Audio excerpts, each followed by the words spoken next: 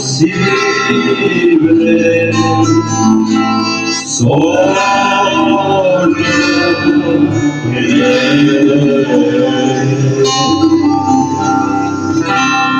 Señor Jesús les bendiga. Gusto saludarlos a cada uno de ustedes. Escuché una petición acerca del puente peatonal. La realidad es que ya está diseñado. Las dos casas de la esquina que dan hacia la Boyacá, lo que hoy es el cambiadero de aceite y lo que hoy es el lavadero de carros. ¿Saben de lo que estoy hablando?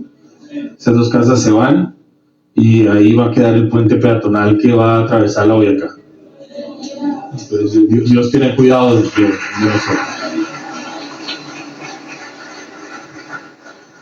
Le damos la bienvenida a la hermana Meda. Gracias por estar aquí. Que Dios la bendiga y que el propósito de su venida se cumpla con creces. Mañana tenemos reunión de jóvenes, conforme a lo que el pastor nos dejó dicho. A las 5 de la tarde vamos a estar aquí. Vamos a orar y tengo algo que decir, como les dije el domingo. Entonces vamos a abordar rápidamente la palabra de Dios. Señor Jesús, ruego, Señor, bendigas a cada uno de nosotros, que sin ti nada podremos hacer, Señor. Que lo que oigamos, Señor, sea para tomar, Señor, cada uno de nosotros, ¿cómo decirlo, Señor? Conciencia, y que ayude a nuestra fe. Dios, ayúdame, Señor, porque soy muy torpe para poder hablar lo que me enseñas, pero si pudiera, Señor, de alguna manera humillarme a ti, Señor, y nos ayudas, creo que podría salir, Señor, sin el peso que me agobia en este momento. Ayúdanos en el nombre de Jesucristo, nuestro Señor. Amén. Vamos a ir al libro de Apocalipsis, por favor.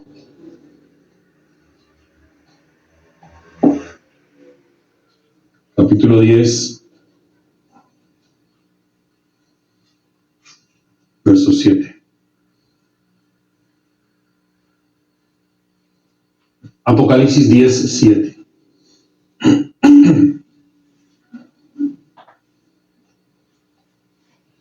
Lo leemos en el nombre del Señor.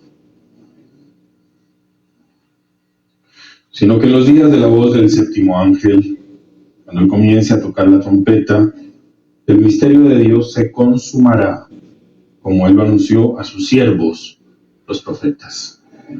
Tomen asiento, por favor. Me da mucho gusto verlos.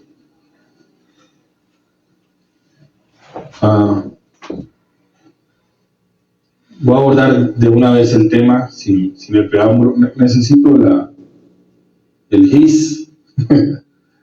El tema lo vamos a llamar el dólar. ¿Cómo se llama? ¿Cómo? ¿A cuánto les gusta el dólar? Van a decir que no y...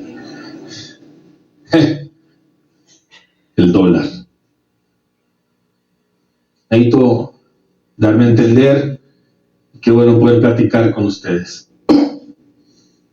Hay una gran diferencia entre las señales del tiempo del fin. Una gran diferencia entre todas estas señales del tiempo del fin y el detonante, digámosle de esa manera, el detonante, lo que hace que ocurran el resto de los eventos para llegar al fin. El detonante. Las señales del tiempo del fin tenemos, el hermano Branham es una señal del tiempo del fin, porque Noé fue la señal para su día, etcétera, etcétera, etcétera. Las mujeres y su condición son señales del tiempo del fin. Las iglesias y su condición son señales del tiempo del fin. Bueno, todo lo que vemos en el panorama son señales, señales y señales, pero hay un detonante que hace que los eventos que están al futuro vengan. Hay un gran detonante y es la economía.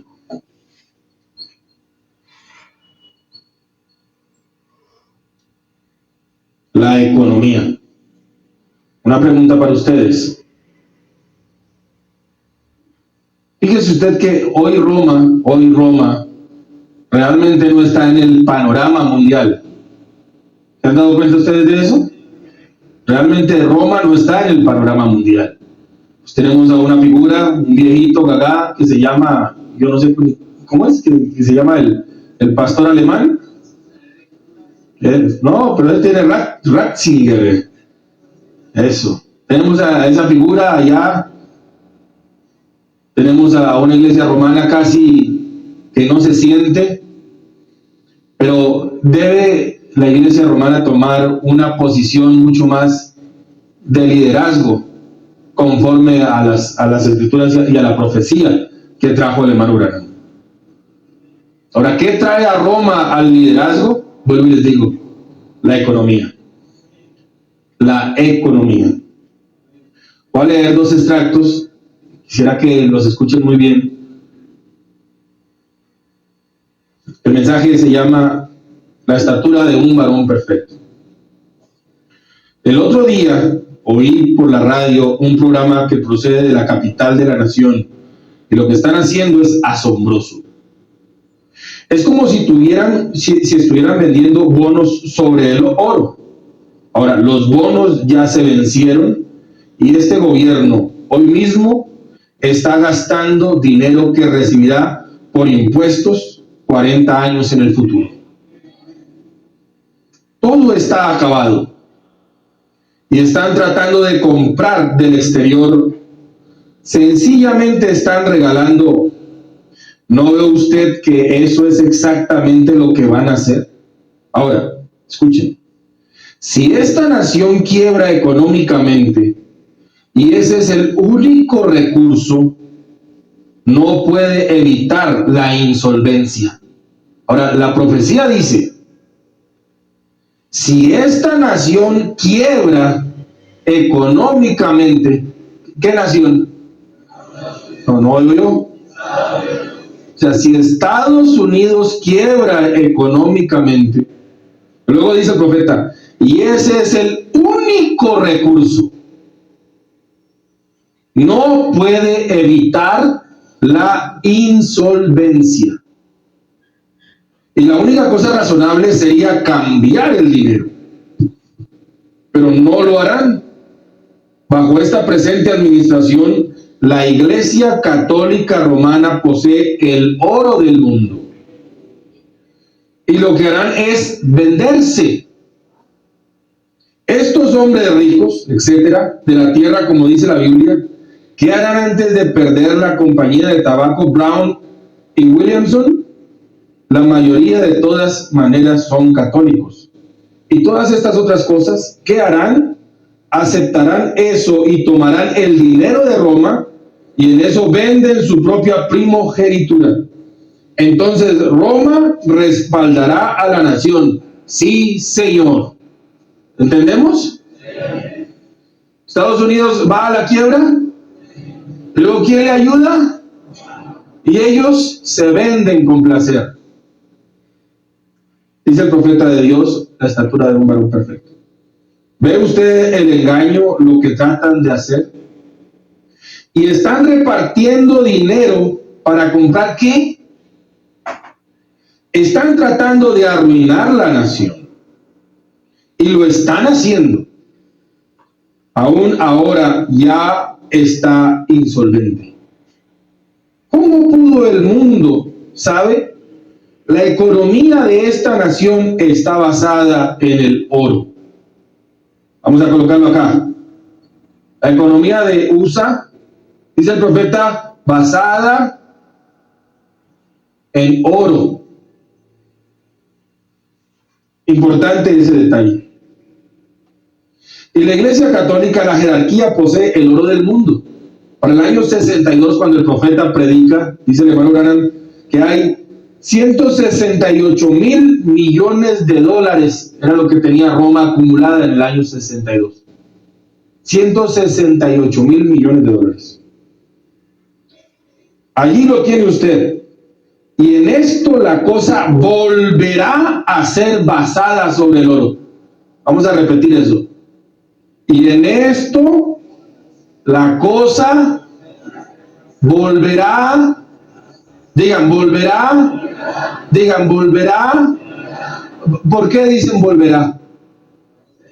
Volverá, volverá.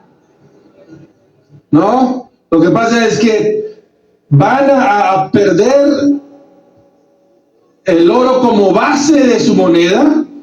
Y entonces van a tener que volver a la base fundamental que es el oro de su moneda. Por eso el profeta me llama tanto la atención, lo perfecta que es la profecía en el mensaje. Y en esto la cosa volverá a ser basada en el oro. Y todos ustedes pueden mantener su casa, pero pertenecerán a la Iglesia Católica. La nación pertenecerá a la Iglesia Católica. La cosa entera está capturada de esa manera por medio del dinero. Dinero. Dinero. ¿Cómo se llama la plática? Fíjense en esto. Dice el hermano Branham que el dólar estaba basado en el oro. ¿De dónde viene eso? Les voy a leer ahora.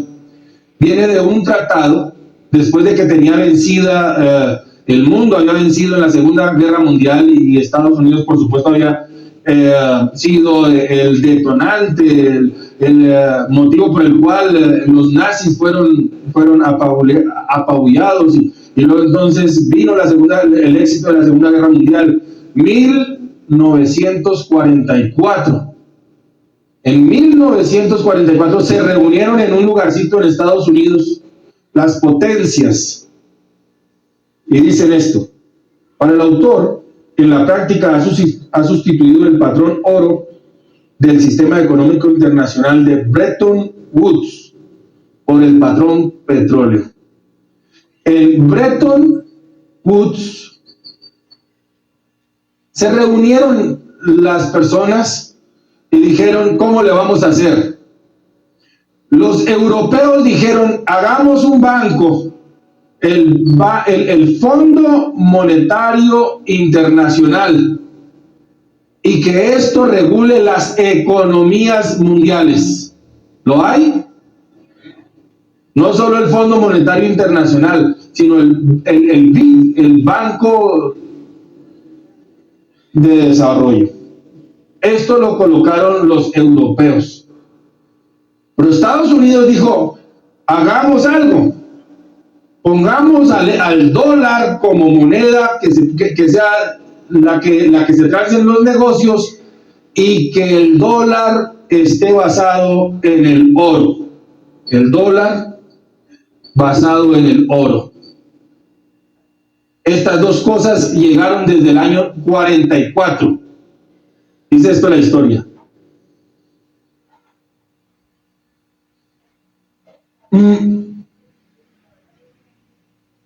El dólar empezó en 1944 a ser como la moneda del cambio y estaba basado en el oro. ¿Quién tiene un dólar? Tan bueno eso.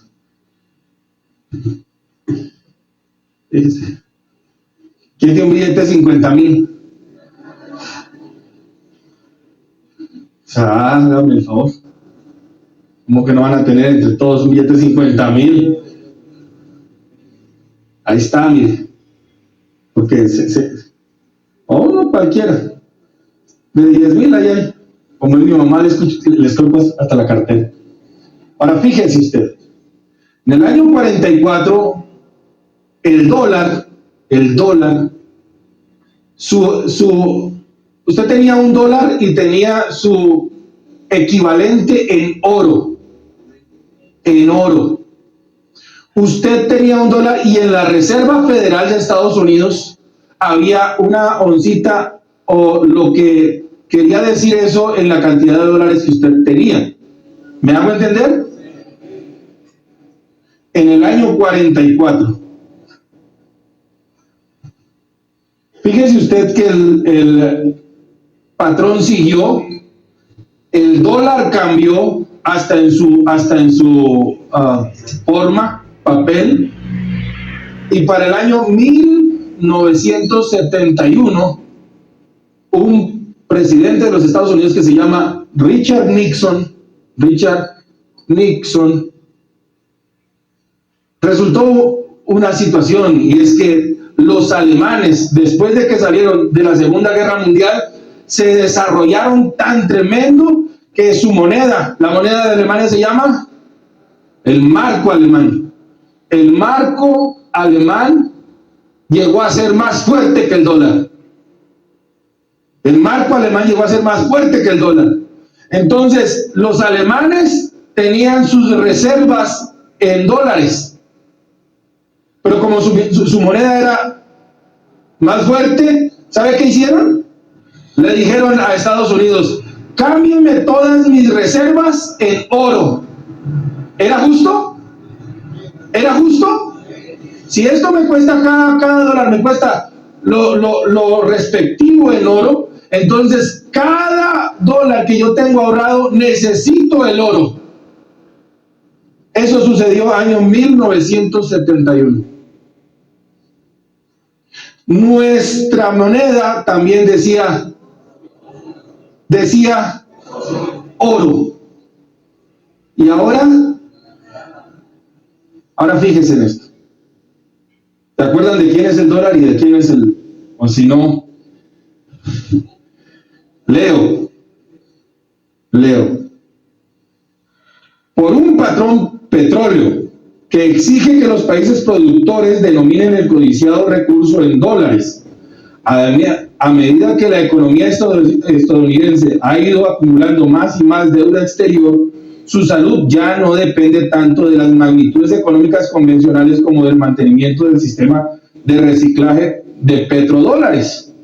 Como dice Richard Benson, presidente del grupo, en el mundo real no es el que nos vende Hollywood y los medios de comunicación. El factor que determina la prosperidad de Estados Unidos es el sostenimiento del dólar como divisa de reserva internacional, y eso solo puede hacerse si los países productores de crudo fijan su precio en dólares. Vengan aquí. Llega 1971, Richard Nixon está en el poder. 1971. La profecía que trajo el hermano Branham dijo que no duraría 200 años una democracia. Y en el billete de Estados Unidos dice cuándo empezó la democracia en Estados Unidos. 1776. Y este señor fue el que trajo el gran problema del Watergate. ¿Saben qué es eso? Bueno, si no lo saben, tienen ustedes que estudiar. Tienen que estudiar. Y aquí se acabó eso y se cumplió la profecía de los 200 años. Ahora fíjese usted. 1971, Nixon en el poder, y los alemanes le dicen: necesito el dólar, el oro, porque resulta que mi moneda está más fuerte que la suya.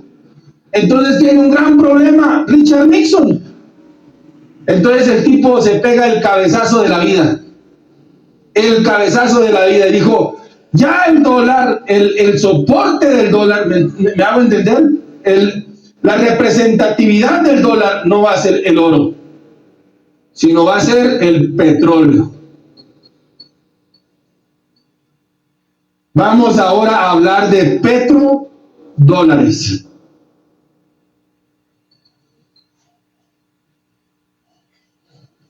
¿Y cómo puede Estados Unidos hacer que esto funcione? ¿Sabe cómo? Hizo la mejor decisión en ese momento, pero la peor decisión hoy. Se fue a los países productores de petróleo, que en ese momento no se llamaban OPEC ni OPEP, sino se fue a los países del Medio Oriente. Y les dijo: yo los defiendo de todas las cosas si ustedes se comprometen conmigo a vender el petróleo únicamente, exclusivamente en dólares. Todas las exportaciones y sin gasolina. ¿Qué sería nuestro país sin los derivados del petróleo? Ahora, no solo nuestro país, sino ¿qué mueve la economía global? El petróleo. Esto empujó a los países a tener sus reservas de dinero en dólares. Porque si mi economía vive del petróleo, entonces yo tengo que ahorrar en dólares para poder comprar petróleo. ¿Me hago entender? ¿No me hago entender? Les voy a leer. Dejó Estados Unidos el oro y lo puso en petróleo. Y en el año 71 se fue y les dijo a los países: yo los defiendo, pero ustedes tienen que comprometerse conmigo a comprar y a vender su petróleo exclusivamente en dólares. ¿Sabe qué hizo eso? Hizo que los dólares, generalmente la moneda de cada país, está soportada por su economía, por sus reservas. ¿Sí es así? Por supuesto que es así. Por lo fuerte que sea la economía. Entonces el dinero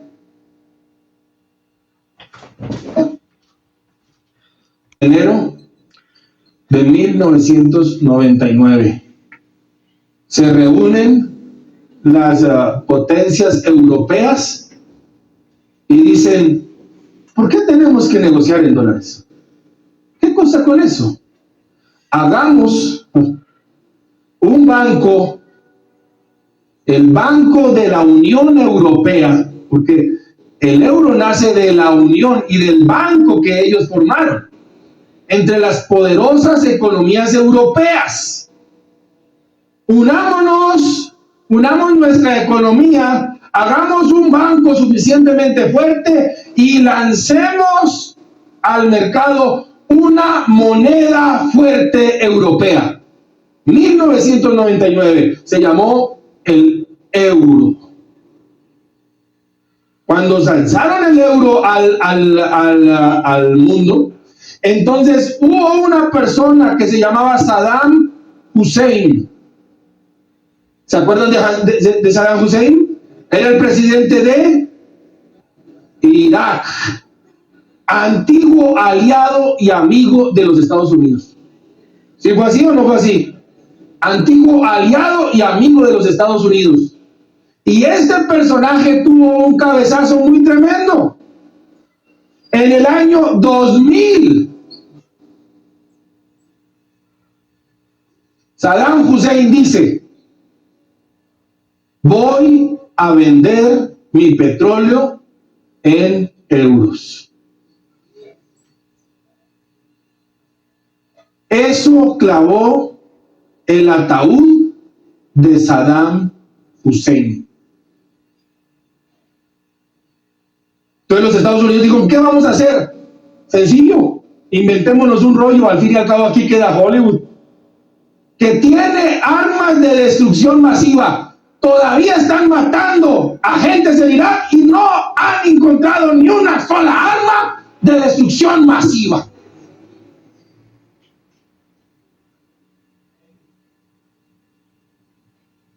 Año 2000. Vengan acá. Año 2000. Les leo. ¿Interesante? Les leo. Washington, D.C. Ahora les leo. En Washington, la capital de Estados Unidos, hay una calle que se llama Times Square. En frente del Times Square hay un gran reloj que se llama el reloj de la deuda de Estados Unidos. Eso lo pusieron en el año 89. Ahora fíjese usted, ven acá. Washington, D.C. En este preciso momento, una cuadra al este del Times Square, el reloj de la deuda nacional de Estados Unidos marca 19,000 millones por segundo, 1.1 millón por minuto y 66 millones por hora. Dominado, estoy leyendo año 2004. Dominando la Avenida de las Américas en el centro de Manhattan, el tablero electrónico verde cuenta segundo a segundo cómo aumenta la deuda del gobierno de los Estados Unidos, y en estos días corre más rápido que nunca. Apenas 3 años atrás, el reloj, una atracción de Nueva York desde 1989, corría hacia atrás hasta que finalmente quedó en negro. Fíjese, año 2000. Año 2000. Dice el profeta, dice la historia. Sus dueños, la familia Durst, desenchufaron el aparato cuando el gobierno federal cerró su año fiscal 2000 con un superávit récord de 236.400 millones de dólares en el presupuesto, el tercero de los que se convierten en 4 consecutivos. En el año 2000, Estados Unidos cierra su año fiscal con 236.400 millones de dólares en superávit. En el año, estamos en el año 2000, aún las personas leerían el mensaje y dijeran, el profeta se equivocó. Tenían cómo decirlo. Claro, el profeta dijo, están endeudados y están gastando la cuenta de 40 años para adelante y 1000 cosas. Pero cuando usted iba a Times Square, entonces la deuda ya no estaba avanzando, sino se estaba retrocediendo, y al final del 2000 había un superávit. Ahora, la recesión, el terrorismo, la guerra y el mercado más profundamente pesimista arrastraron con ese botín y trajeron una nueva era, déficit récord.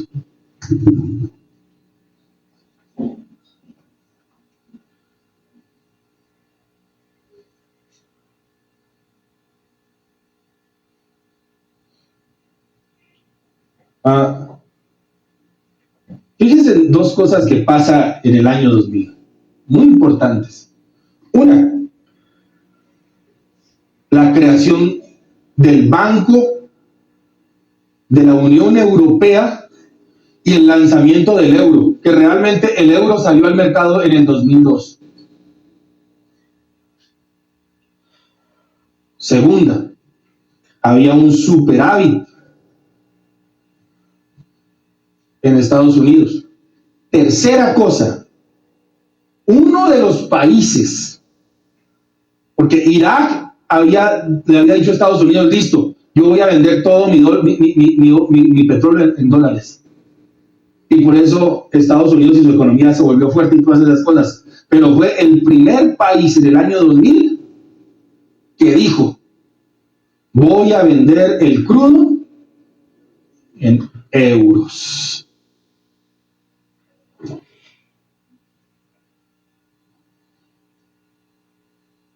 Muchos analistas coinciden en afirmar que la verdadera razón para la invasión de Irak fue la decisión de Saddam Hussein de cotizar el petróleo en euros y exigir que éste se pagara en la divisa europea y no en dólares. La medida de Saddam Hussein en el 2000 desató una guerra de divisas entre el euro y el dólar, constituyéndose en el primer desafío a la hegemonía del dólar como moneda de reserva internacional.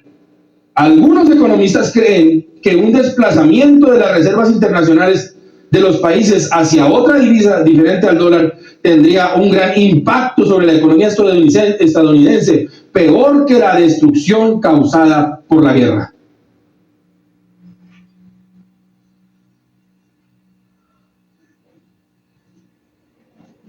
Lo que realmente tiene hoy a la guerra de Irak no es realmente armas de destrucción masiva. No es que Dick Cheney y George Bush sean dueños de grandes empresas petroleras. No. Es que si Estados Unidos pierde la hegemonía de su billete, del dólar, si él pierde la hegemonía de que este billetico verde sea el que maneje el mundo, su economía colapsa. Él no está batallando solo por sus propios intereses. Él está batallando porque si eso sucede, su economía misma colapsa. Eso fue lo que hizo que Estados Unidos se metiera en esta guerra de locos en Irak.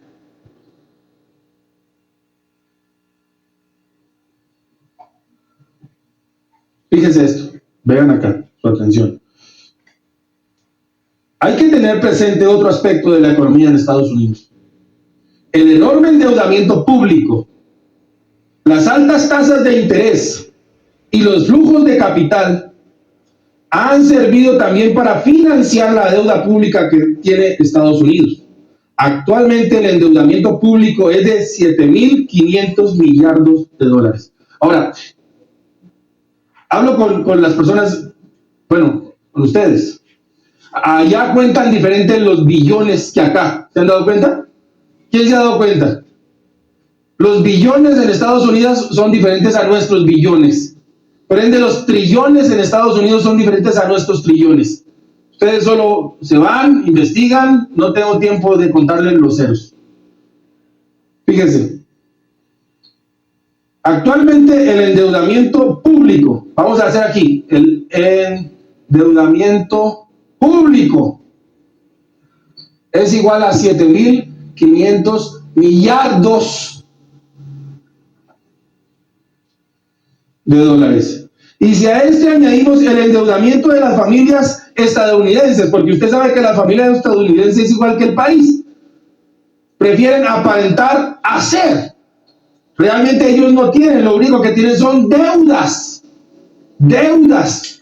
Y les podría decir de dónde viene ese modelo económico también porque lo he estudiado. De la manera de que usted, cuando usted paga en efectivo lo miran feo, pero cuando usted compra en deuda, o sea, cuando usted se endeuda para comprar y usted cumple con sus pagos, ahí lo ven bien. Ahora, fíjese esto. El endeudamiento de las familias estadounidenses suman más o menos 6.000 millones. Y las empresas, 13.000.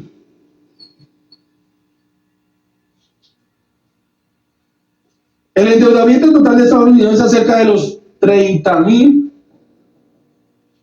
millardos de dólares. La realidad es que ya no alcanza a contar, ese reloj del Times Square no alcanza a contar la cifra porque la cifra, me hago entender, está más grande que el reloj.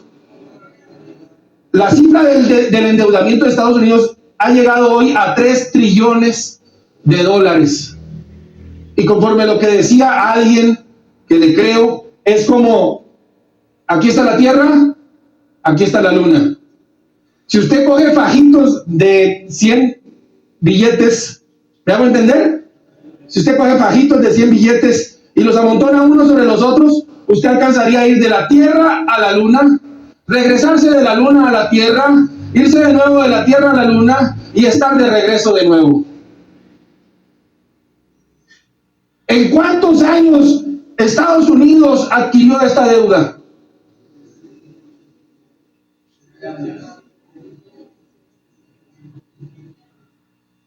Ahora sí estamos cumpliendo la profecía del hermano Branham de que tienen una deuda impagable.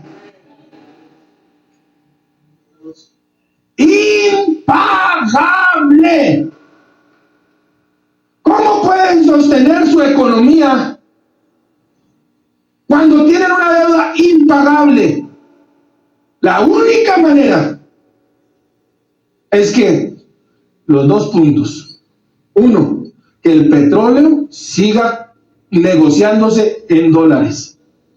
Y segundo, que las economías mundiales, las deudas externas, los ahorros internacionales se sigan comerciando en dólares. La única manera,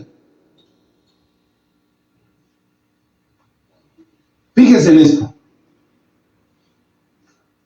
para tener una idea de la gravedad de la economía de Estados Unidos, es suficiente decir que tal índice era fíjese esto, es increíble.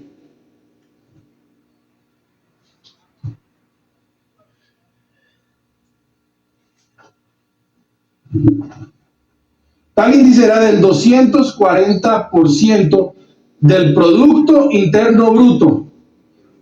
¿Me hago entender? ¿Alguien me entiende ahí? Si no me entiende, pues va y revisa, porque yo no tengo tiempo para explicarle hoy. Esa es la verdad. Mire, era del 240% del Producto Interno Bruto al tiempo de la gran quiebra del año 1929. ¿Cuántos se recuerdan o saben que en 1929 colapsó la economía americana? La gran quiebra de los 30. ¿Cuántos vieron Titanic? 1, 2, 3. Digan la verdad, hombre.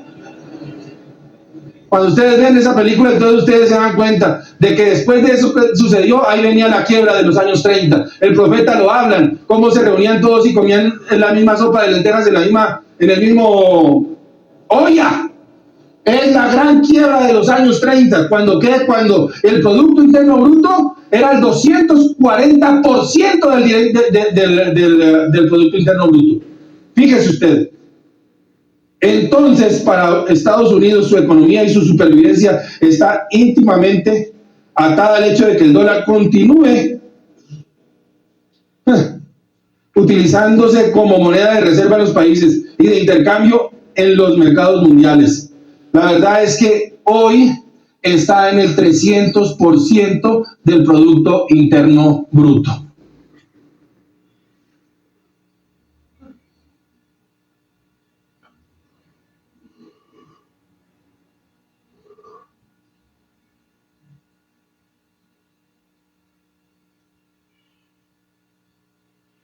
Así que el que quiere irse para Estados Unidos a hacer plata,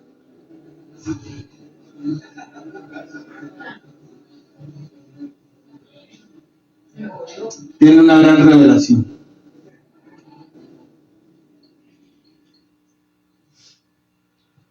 Una gran revelación.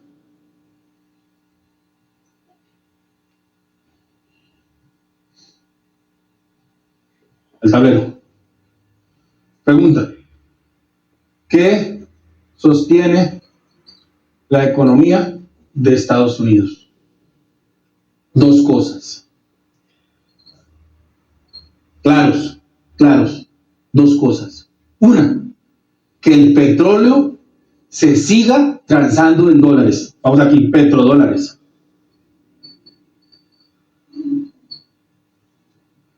¿Sí es así? Una. Yo estaba investigando y le dije a un hermano que me ayudara para investigar cuánto vale producir un peso. Un billete de 10,000 pesos está costando producirlo 230 pesos, creo. Si no estoy mal en el registro que me dieron, o en mi mente. Un billete de 50,000 pesos cuesta 250,000 pesos, 250 pesos hacerlo. Este billete costó menos como 230 pesos hacerlo. Usted lo hace aquí en 230 pesos y lo saca a la calle, ¿y cuánto le cuesta? ¿No es buen negocio? ¿No es buen negocio? ¿De quién era este? Ponme sus 250 pesos. Uno, el que el petróleo siga transando en dólares. ¿Por qué? Porque el petróleo es la sangre que mueve y que da vida hoy a la economía mundial. ¿Me hago entender? Segundo, que las reservas mundiales sigan haciendo en dólares. Se sigan. Todos los países tienen que endeudarse en dólares. Yo les presto a todos, pero en dólares. ¿Usted qué necesita? Se los doy, pero en dólares.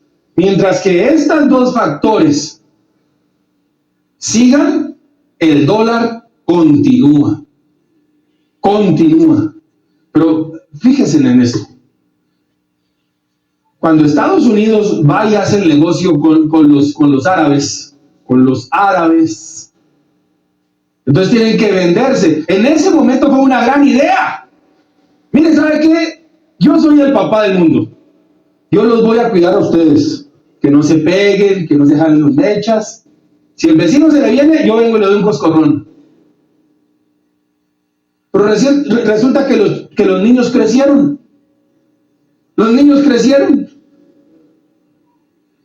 Y cuando los niños crecieron, entonces le dijeron, ya no necesito que me cuides.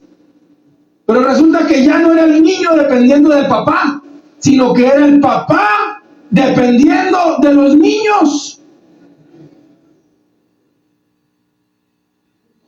Ahora vengan acá. La economía. Estamos hablando como si fuéramos ahí el uribito ese, ¿cómo se llama? El ministro ese. Pues somos el ministro este. Fíjese usted, el dólar. Para que continúe su estabilidad necesita que estas dos cosas funcionen. Pero fíjese lo que hoy ha sucedido. Punto número 1, devaluación. Devaluación. ¿Qué quiere decir la palabra devaluación? Ahora, levante la mano el que quisiera ser un jeque árabe. Una sola persona, yo no les creo nada, no les creo, ni pequeñito. Como nadie quiere ser un jeque árabe, yo soy un jeque árabe. Resulta que yo tengo un negocio que fácil me da al año $1,000 millones y tengo unos ahorros de algo así como $6,000 millones en un banco. Está bien. Pero resulta que de un año a otro año se me devalúa la moneda en que yo tengo ahorrado una tercera parte. Entonces mi negocio ya no me renta $1,000 millones, sino ¿cuánto me renta mi negocio? Una tercera parte. Dividan esto en 3 y le quitan un pedazo. Ya me solo 666. Y luego mis reservas ya no son de 6,000 millones, sino de... O sea que mi negocio ya no está igual que antes. Si yo quiero que mi negocio sea igual de rentable, entonces el barril de petróleo que me costaba $30, yo tengo que venderlo en $100 para que mi negocio no se me vaya.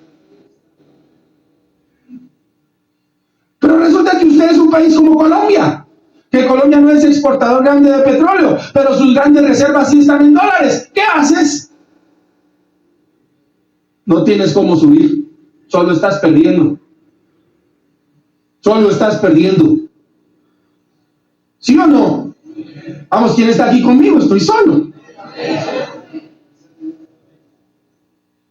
Yo tengo que tener mis reservas en dólares. Resulta que yo no soy el jeque árabe, sino soy...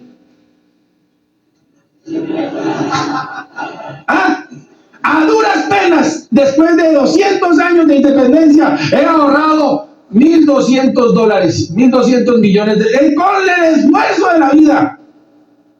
Esto quiere decir que en eso es lo que yo soporto mi economía y también mi moneda. Y resulta que de un momento para otro ya no tengo $1,200 millones, sino que ahora tengo un poco de papel que no sirve para nada. Esto es una mega superinflación. ¿Me hago entender? Mega superinflación. ¿Por qué? Porque con lo que yo compraba antes, ya no puedo comprar sino un tercio de lo que una tercera parte ya no la puedo, solo 2/3 partes me representan lo que yo tengo. Eso es devaluación. Y lo hablo porque nosotros, ¿hace cuánto el dólar estaba en 3,000 pesos? ¿Quién lo alcanzó a comprar a 3,000 pesos? 1, 2, 3. Oiga, ¿cómo se compra el dólar? ¿Cuánto se ha devaluado? Una tercera parte, hijos.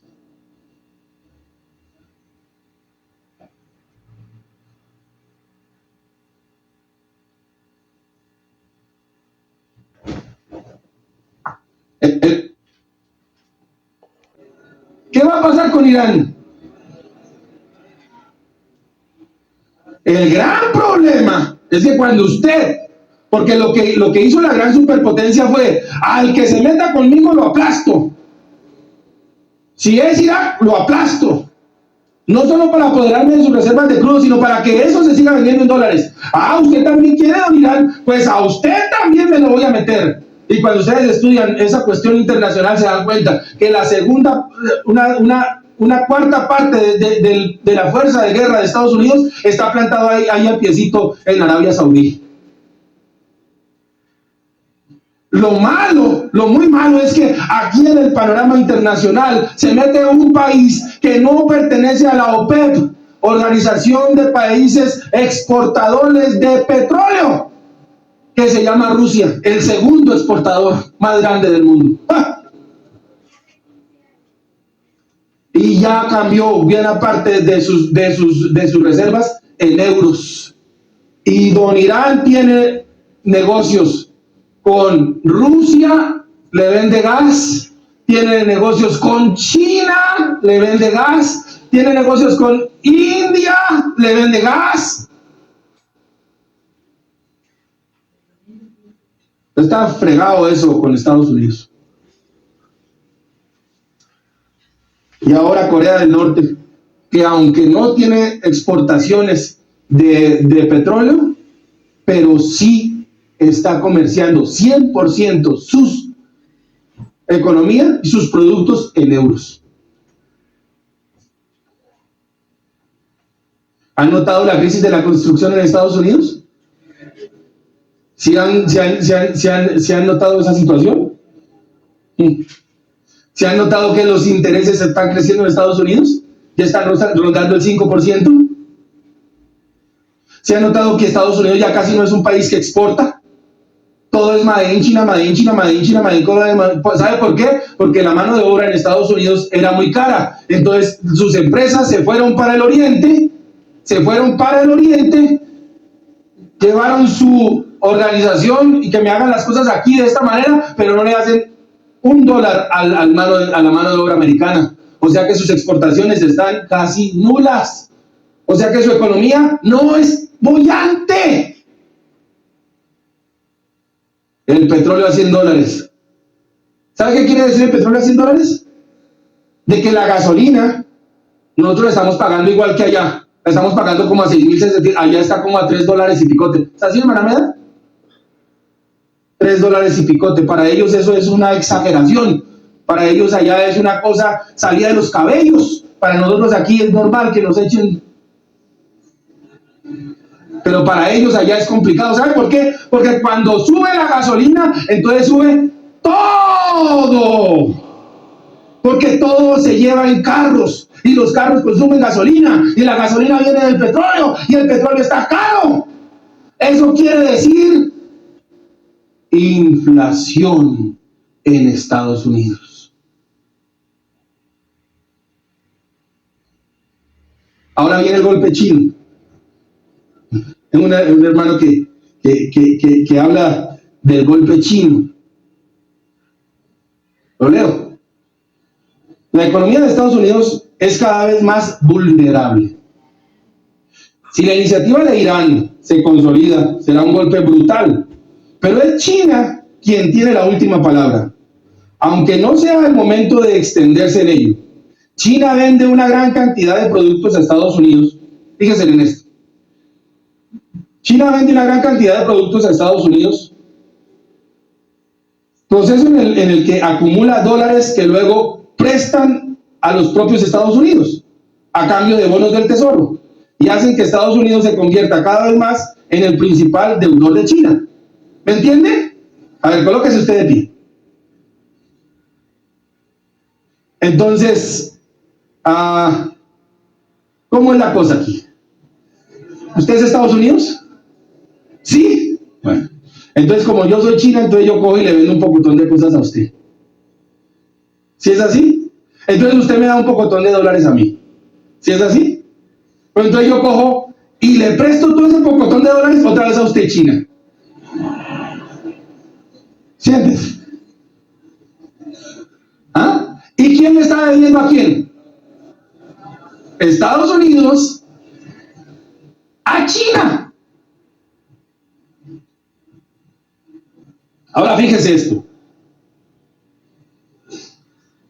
A cambio de bonos del tesoro, y hacen que Estados Unidos se convierta cada vez más en el principal deudor de China. En el momento en que China corte el grifo, la crisis financiera será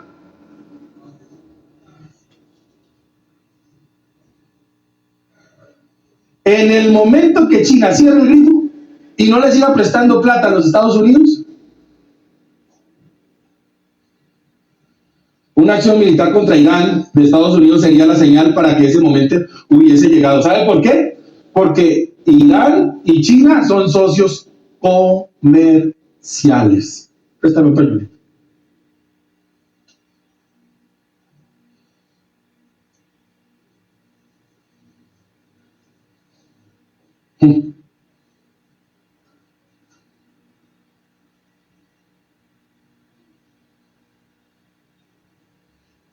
Fíjese esto. Gracias.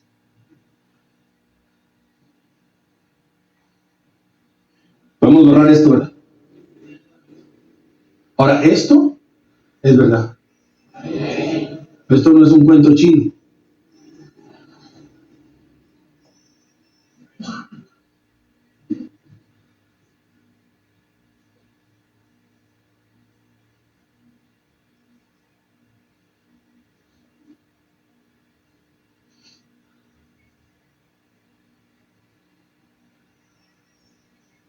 Dos cositas. ¿Sabe usted que el mundo está herido de muerte? ¿Por qué está herido de muerte? Por el calentamiento global. ¿Qué genera el calentamiento global? La quema de combustibles fósiles, o sea, el CO2. ¿De dónde viene el CO2 y la quema de combustibles fósiles? Del petróleo. ¿Por qué no ha salido ningún otro combustible al mercado? ¿Por qué no hay una opción diferente al petróleo? ¿Por qué? Porque si cambian el petróleo, la economía de Estados Unidos se quiebra. ¿Quién ha impedido en esta edad donde los avances tecnológicos son vertiginosos, todavía tener nosotros que depender del petróleo y de la gasolina que contamina el mundo? Dígame por qué. ¿Sabe por qué? Por la economía americana, por sus dólares. ¿Por qué se ganó Al Gore el premio Nobel de la Paz, diciéndole que su país es el más grande contaminante que tiene el mundo? ¿Sabe quién mató al mundo? ¿Sabe quién mató al mundo?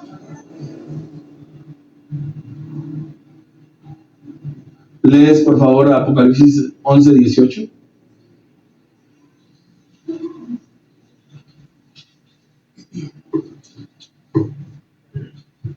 Falta solo un poquitico y ya nos vamos. Apocalipsis 11:18. Y se airaron las naciones, y tu ira ha venido, y el tiempo de juzgar a los muertos, y de dar el galardón a tus siervos, los profetas, a los santos y a los que temen tu nombre, a los pequeños y a los grandes, y de destruir a los que destruyen la tierra. ¡Wow! Cráteres y humo Y antecitos, una mujer gobernando. ¡Qué maravilla! Gracias a Dios tenemos un profeta que nos habló desde muchos años antes. Ah, no, espérense, es que ustedes aplauden y se me gasta el tiempo. Espérense. Lo que hablo es para que ustedes que creen el mensaje sepan que están creyendo lo correcto. Tengo notas acá, pero no los voy a retener, sino lo suficiente.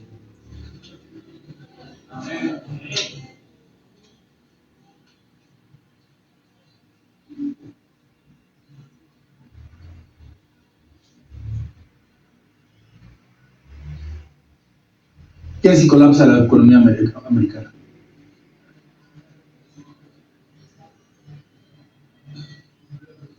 Ahora se da cuenta usted, bueno, podríamos hablar de por qué Chávez está ahí, por qué el resurgimiento del comunismo, del socialismo.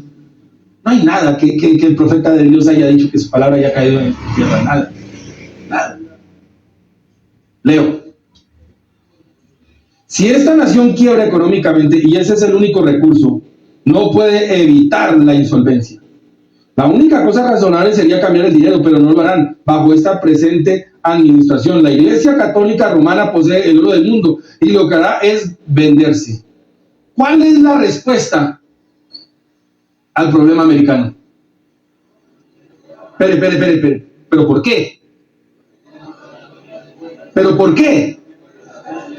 Porque si él sigue dependiendo del petrodólar, del petróleo, si él sigue teniendo el petróleo como el respaldo de su moneda,